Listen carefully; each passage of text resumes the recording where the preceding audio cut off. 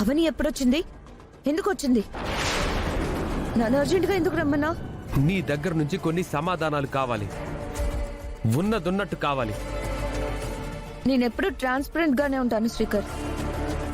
నీ దగ్గర అబద్ధాలు ఆడడం, మ్యానిపులేట్ చేయడం ఇంతవరకు నేను చేయలేదు. Mother promise. ఇంతకు విషయం ఏంటి? అవని ఎందుకు వచ్చింది? మేము నీ రూమ్ లో ఉన్నప్పుడే నీకు విషయం అర్థమై ఉంటుంది.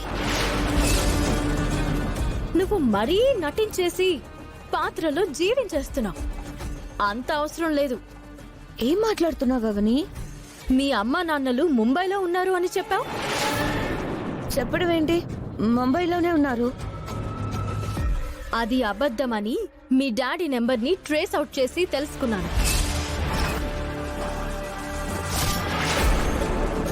ఇంట్లోనే ఉన్నారు అని అనుమానం వచ్చి లోపలికొచ్చి చెక్ చేశాను.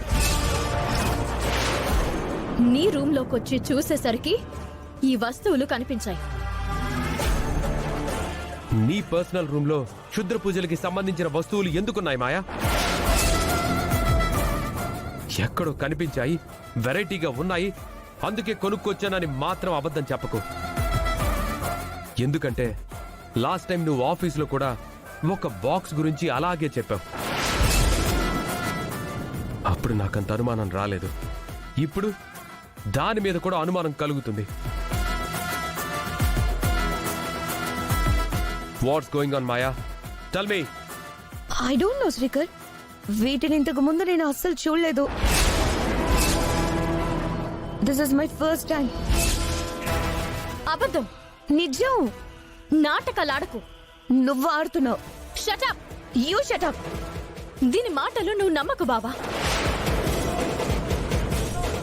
మాయా, నాకు ట్రూత్ కావాలి. ఈరోజు నువ్వు ఎస్కేప్ అయినా తర్వాత అయినా తెలిసిపోతుంది. చెప్పు, ఇవి నీ దగ్గర ఎందుకున్నాయి? ఎవరు నువ్వు? ఎవరి గురించి ఇదంతా చేస్తున్నావు? నీ వెనక ఎవరున్నారు? నీ ఎయిమ్ ఏంటి? Tell me fast. నన్ను ఇబ్బంది పెట్టడానికి అవని తీసుకొచ్చి పెట్టినట్టుంది. నాకు నిజంగా ఏం తెలియదు శ్రీకర్. Believe me Srikar. నోర్మై, ఇంకా ఎంతకు దిగజారిపోతావే నువ్వు? నీ ఇంటికి ఇటువంటి దరిద్రపు వస్తువుల్ని తీసుకొచ్చి పెట్టాల్సిన అవసరం నాకేంటి? అవని మనిద్దరి మధ్య నిప్పు రాజేస్తుంది శ్రీకర్. Please be careful.